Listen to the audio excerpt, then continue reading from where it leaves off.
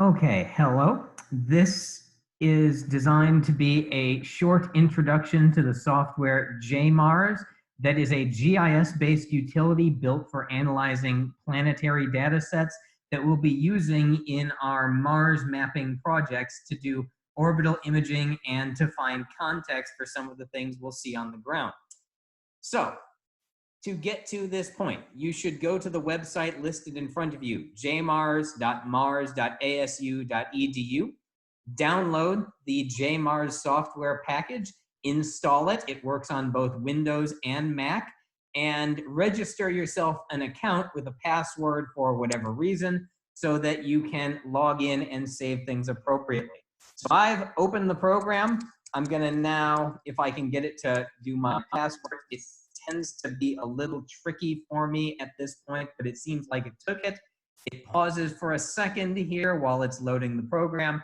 And now here is the main JMARS screen.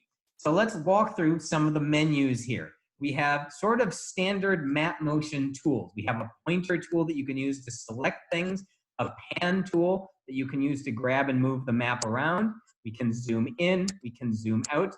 We have a measurement tool that if you see down at the bottom left, it tells you distances when you measure that.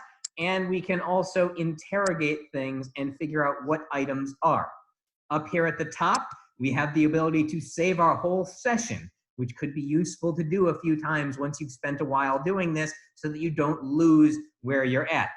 We can change windows, we can go back and forth to places, we can select different planets if you ever want to play with this and go to other images. We have the same tools that are there. And under Help, notice we have an entire set of video tutorials beyond this project. So if you're lost on something like saving layers, like shape layers, like counting areas or something like that, exporting at high resolutions, there are videos that inform you on how to do all of those things at these various home pages. So don't neglect those resources if you need them. The other thing that's going to matter here, take a look right here. This will tell us the latitude and longitude of any spot that we move in on. And then finally, we have our action window or our main window here. In this, there are 3 tabs that automatically load. There is the MOLA shaded relief tab. That is the topography in the background here, captured by the Mars Orbiter Laser Altimeter. There is a latitude longitude grid that you can see in front of us, and there is a file called nomenclature. On all of these, there are a few things you can do. If I right click on them and select open, that opens this pull-out menu where you can do various things depending on what the setting is. We can tell it how to change the panel or how to change the points, how to change the labels, or in this case, because we're looking for landmarks, we can type in specific craters or specific spots on Mars to search for. I want to take us to Gale Crater, the site of the Curiosity landing mission, and that now is right in the middle of our screen. So I can zoom in on Gale Crater. Notice that the latitude and longitude update based on where I clicked. I'm now looking at a shaded relief map of Gale Crater. What else do we want to do with this image? Well, if I click Add New Layer, you'll see that we can pop up a whole bunch of extra menus here, some of them from different instruments. There is THEMIS, which is a thermal imaging spectrometer. The CTX is a large camera, and then there are other things we can do, including 3D layers and so on. I'm going to load the MOLA colorized elevation map, which I believe is one of the ones you have to load. And I'm going to make a quick mistake here. I'm going to triple click it. If I double or triple click it, watch what happens in the mirror, in the menu here. We have that same file loaded twice, which will use data and processing time if we keep it there. If I right click on a layer, I can delete that layer. Now, take a look at the order. This one is now on top, which means I can't see any of the other things. If I move this down, now the nomenclature layer comes up. I can see this, whichever layer is on top is the one it tries to show you. So I can't see the shaded relief map. I can only see the colorized map right now. But if I use this slider, I can make this one transparent to opaque and go back and forth so that I can see more than one unit at once. So I'm going back and forth between the shaded relief and the colorized relief in this case. Okay, now I'm gonna add one more layer at this step. These are the main maps available to you, but if I go under the home menu, I can add a whole bunch of other maps of various instruments, various compositions. I want to go to instrument because under instrument, we can see all of the other instruments that are available to us under this. I'm going to go to HiRise, the high resolution stereo experiment, and add that to our plot right now. HiRise is this incredibly high resolution imager that is on a spacecraft that's been orbiting Mars since 2007. It can see objects the size of my desk from space. It is an incredibly powerful tool for doing geology on the surface of this world. So it opened this HiRise menu. I've got area on the screen now.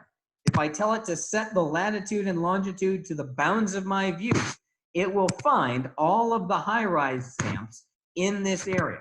Okay, now I want to close that. While it's doing this, you see the red box over here highlighted by my mouse?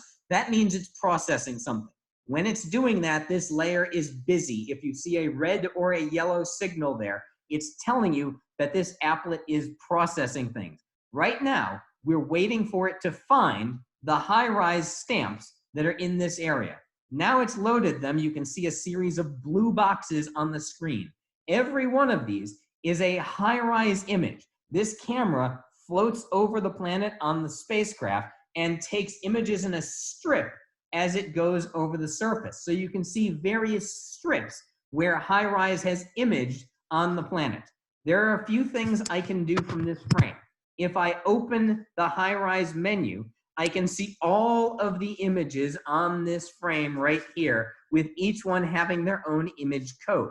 They have not loaded the images yet because these images are several megabytes apiece. If you tried to load 500 of these, you're going to download 5 gigabytes of data, and you don't want to do that necessarily. But I can tell it to pick an image. If I select one, the box that I picked, the one I clicked on, now turns yellow. That means I've selected it. If I right-click on this and I tell it to render the full image, now it will find that full image, and it processed there for a second. It has now loaded that full HiRise image. You can see that HiRise is at the top.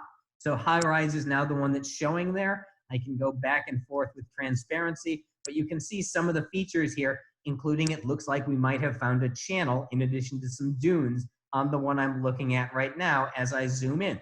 Note at the top right, you can see what the zoom number is that you're at, so you can tell the scale that you've zoomed into on the frame. Okay, and now that I've got this, the last thing that I want to do, I might want to put a couple of HiRise images together. There are instructions for that. I can take the selection tool and select any HiRise image that covers a certain area. That's what you just saw me do there. So I could now load all of these images if I specifically wanted to see this area. But what I want to do now is add one more layer because I want to use this as a GIS tool. So I'm going to go to custom shape layer, and we're going to add some sort of custom shape to this. Okay, let's clear some of those HiRise images off of here if I can. Okay, zoom in on a spot here. Notice that the stamps stay there. That can be a little annoying, but you can work with it. If you unselect some, the unselected ones will go away.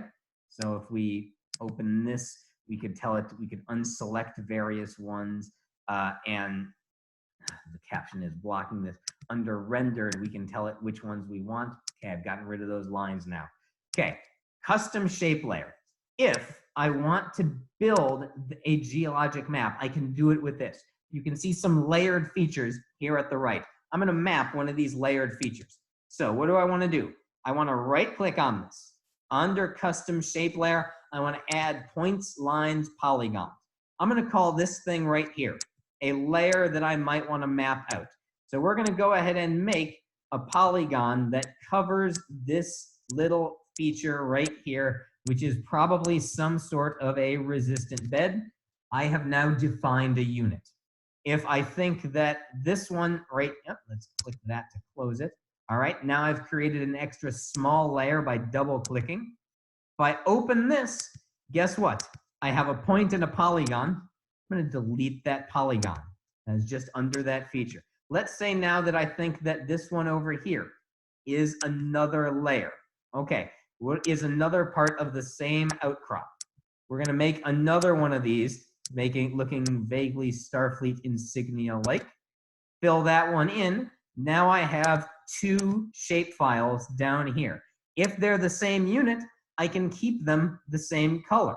Alternatively, I can go over here and I can change the color if I want to. If I want to make one of these yellow, I can make one of these yellow. Now I might say I have two different units.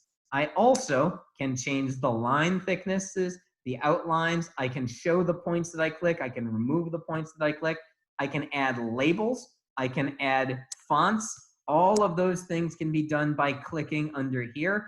And finally, if I want to see the map underneath, I can also go ahead and make this partially transparent so that I can still see the high-rise image below. So that is how I might build up a geologic map. I might identify this dark area as one unit, this delta deposit looking feature as another unit. This might be another outcrop of the same dark layer.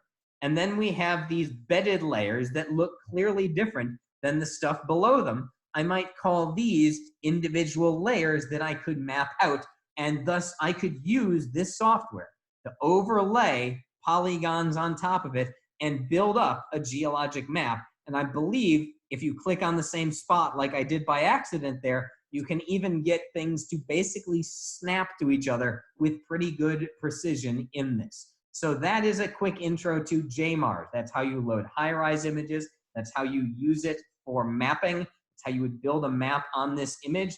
Finally, what should we do? We could save our session as, we could save our layers as, or if we're done, we can export. We can take this image, export it to whatever resolution we want, including the highest resolution for high-rise, and save it as a JPEG file that I could move around into various software. That should give you a good introduction to how to use this software. And if you need to come back to any point in this to see how it was done as you're doing this, this is the basics of using JMARS the way we're going to be using it for this project.